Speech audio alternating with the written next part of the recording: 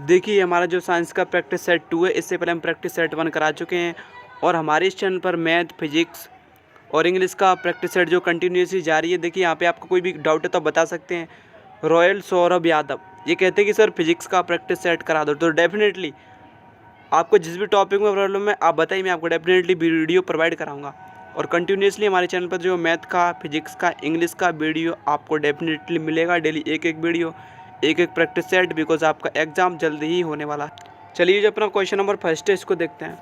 एक पिंड एक ऐसे द्रव में ठीक तैर रहा है जिसका घनत्व पिंड के घनत्व के बराबर है। देखिए एक ऐसा पिंड है, मान लीजिए ये है, इसमें कुछ लिक्विड भरा है और इसमें एक ऐसा इसमें एक ऐसा पिंड तैर रहा है। मीन कोई से भी पिंड तैर रहा है, मीन कोई वस्तु तैर रही है, ठीक है ना, ये तैर रही है।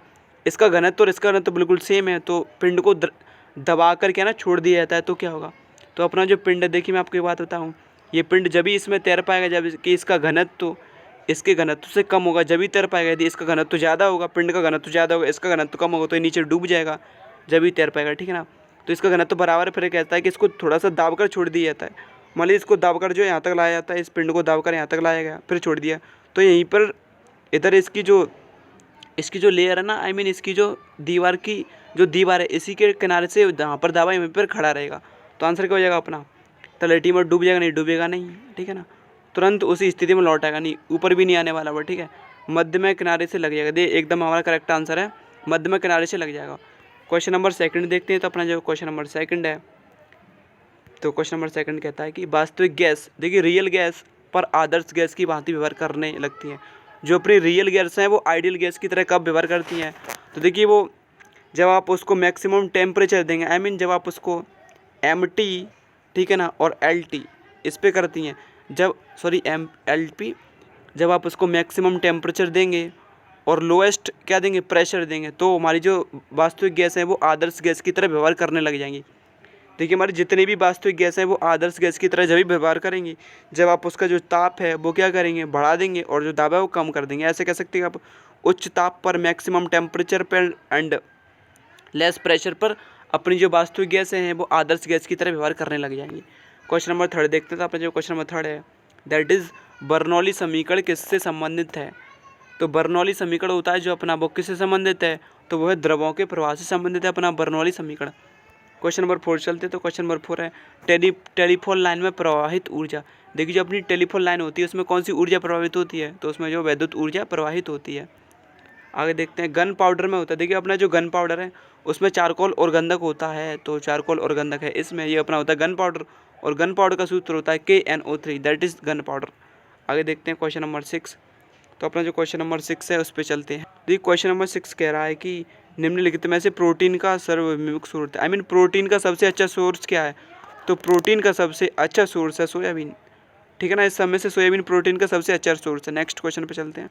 क्वेश्चन नंबर है अपना 7। क्वेश्चन नंबर 7 देखते हैं, सूर्य हमें सूर्योदय से कुछ समय पहले एवं सूर्यास्त के कुछ समय देर तक दिखाई देता है, इसका क्या कारण है। तो देखिए इसका जो कारण है कि सूर्य हमें निकलने से कुछ समय पहले दिखाई देने लग जाता है और डूब जाता है उसके बाद भी दिखाई देता है थोड़ा थोड़ा। तो इसका जो हमारा कारण होता है वो अपवर्तन होता है, वो क्या होता है, प्रकाश का अपवर्तन के कारण होता है हमारा। तो आगे नेक्स्ट क्वेश्चन पे चलते हैं। क्वेश्चन नंबर 8 है, चलिए क्वेश्चन नंबर 8 पे चलते हैं। तो 100 डिग्री सेल्सियस का 1 ग्राम पानी, आई मीन 100 डिग्री सेल्सियस का 1 ग्राम पानी उसी ताप पर भाप में बदला जाता है, तो आवश्यक ऊष्मा की मात्रा होगी। देखिए आप इसको, एक तो ये न्यूमेरिकल है, आप इसको ऐसे कर सकते हैं कि ली गई ऊष्मा बराबर दी गई ऊष्मा, इस इक्वेशन से कर सकते हैं आप। देखिए यहाँ पे 1 ग्राम पानी, आप इसको सीधे लर्न कर लीजिए कितना होगा, इसमें जो एनर्जी लगने वाली वो कितनी लगेगी, 2257 जूल लगेगी, ठीक है। या आप इसको कैलकुलेट भी कर सकते हैं। क्वेश्चन नंबर 9 देखते हैं। अपन जो क्वेश्चन नंबर 9 है, एक उपग्रह पृथ्वी के चतुर्दिश घूम रहा है। देखिए एक उपग्रह पृथ्वी के चारों ओर घूम रहा है, उसके अंदर एक जार में पानी भरा है, ठीक है ना, इसमें पानी भरा है, इसमें एक कॉर्क धकेल दिया था, इसमें एक कॉर्क डाल दिया था, ठीक है ना, कॉर्क डाल दिया था और फिर छोड़ दिया था। तो क्या होगा, अपना जो कॉर्क है, देखिए जो अपना उपग्रह है उसके अंदर क्या होता है, निर्वात होता है, वैक्यूम होता है, तो उसके अंदर जो भी वस्तु होती है वो तैरती है, आई मीन जैसी स्थिति में वैसी स्थिति में रहेगी। तो आपने इसमें जो जार डाला था वो कहाँ पानी के पृष्ठ पर तक आ जाएगा, नहीं आएगा, जार की तली में डूब जाएगा। देखिए डूबेगा भी नहीं, वो ढकेली हुई स्थिति में ही बना रहेगा। तो क्या होगा, आपका जो जार है वो ढकेली हुई स्थिति में ही बना रहेगा, क्योंकि जो अपना उपग्रह होता है सैटेलाइट उसमें जो निर्वात रहता है। क्वेश्चन नंबर 10 देखते हैं। अपना जो क्वेश्चन नंबर 10 है, किसी दूरदर्शी की आवर्धन क्षमता बढ़ा सकते हैं देखिए अपनी जो दूरदर्शी की आवेदन क्षमता बढ़ा सकते हैं, घटा सकते हैं। आप उसको नेत्रक की जो फोकस दूरी है उसी का यूज करना हो तो नेत्रिका की फोकस दूरी, देखिए आंसर क्या हो गया अपना ए।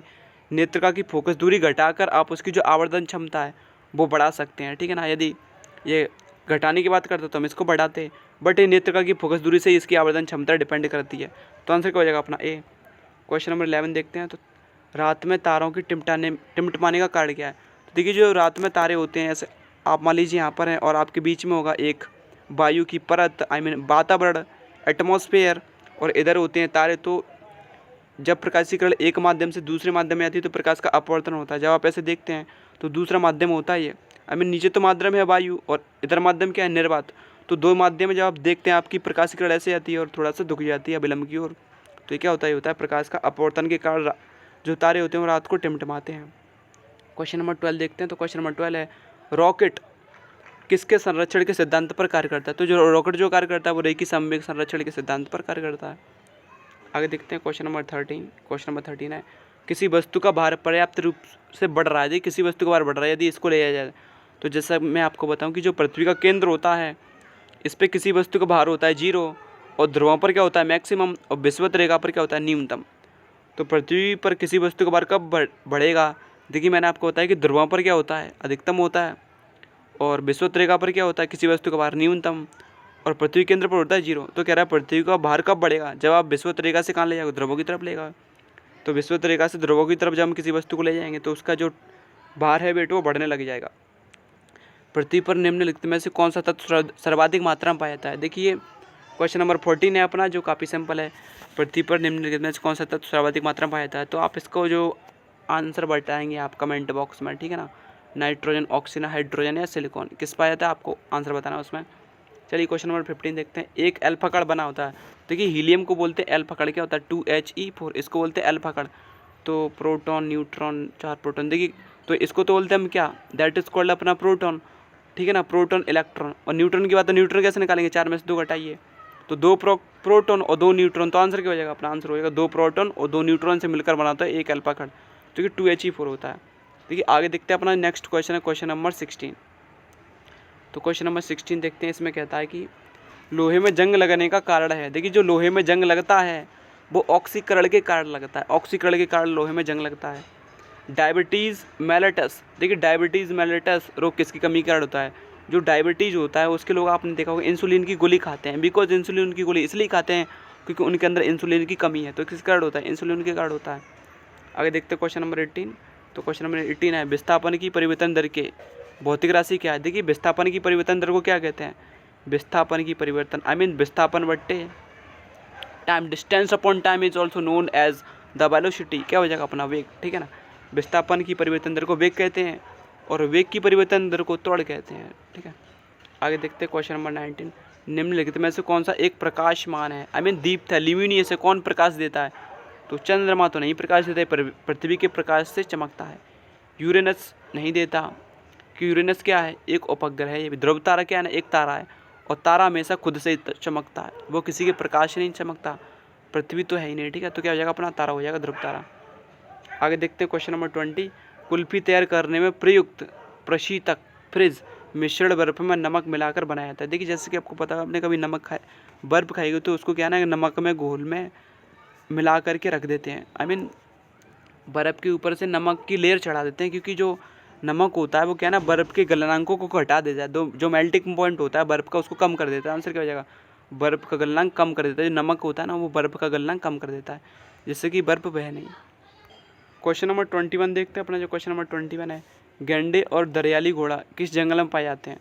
तो कि जो गेंडे और दरियाली घोड़ा है भारत में केवल असम में पाए जाते हैं। तो आंसर क्या हो जाएगा अपना, असम। और आगे देखते हैं, सार्वभौमिक प्रकाश संश्लेषणात्मक रंजन क्या होता है। देखिए जैसे कि आपको पढ़ा होगा अपने 10th में, प्रकाश संश्लेषणात्मक रंजन होता है अपना क्लोरोफिल ए, इसको बोलते हैं क्लोरोफिल ए को। शैक, देखिए शैक जो बोलते हैं हम कवक और शैवाल को बोलते हैं शैक, दैट इज कॉल्ड शैक। शैक किससे संबंधित, तो शैक जो अपना कवक और शैवाल से संबंधित है। आगे देखते हैं क्वेश्चन नंबर 24।